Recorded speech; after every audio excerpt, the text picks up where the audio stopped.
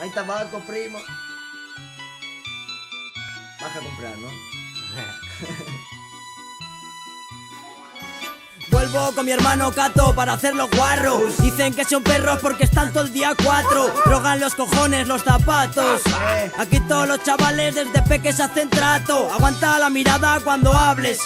Si criticas no eres nadie. Son palabras de mi padre, de mi madre. Tantas cosas que no puedo devolverle. La vida, por ejemplo, aunque realmente no me agrade. Solo soy feliz si me la chupa o estoy ciego. Las dos cosas a la vez, eso es el cielo. Ennegrezco mi pulmón a cada calo. Si esto es igual de malos, aunque uséis estilos nuevos. Vete, déjame la pala. Y acabo yo mi tumba, en mi nuca hay 2001 puñaladas. Putas como clines, no sirven si están usadas. Las rutas que escogí fueron todas equivocadas. No quiero trabajar, quiero estirar más la pata. Córtame las piernas e indemniza a mi hijo puta. Robo priva buena, no pago ni la barata. Aquí siempre huele a rata porque todos sois basura. Depende del estado de la luna, de los porros que me fume y si hay pasta palitronas. Ya sabes qué animal soy si preguntas quién fuma. Si hablamos de rap sabes quién manda en esta zona.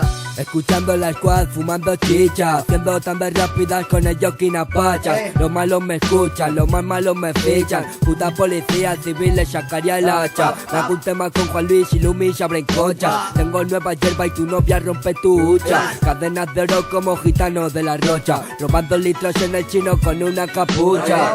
Los centros de menores me reclaman, igual que mis vainas para sacarme dinero. No he sido el hijo que quería mi mamá, pero mi pana sabe que mi amor es verdadero. Tengo corazón aunque sea un hijo de puta. El pibe se salvó de cates y yo de otra multa. Llego a casa a las 7 y borracho, sin hacho, con la cartera de una inculta. Estoy follándome a los raperos de mi city. Solo a este Puki Roce les invito a Criti. Veo el panorama y se merece una barrida, una limpia. Está peor que las penas del pirri. Si cree lo que le cuento o es porque lo vive. Mis ganas no se deciden si droga o dejarla. En mi barrio se espera en tu casa hasta que silben.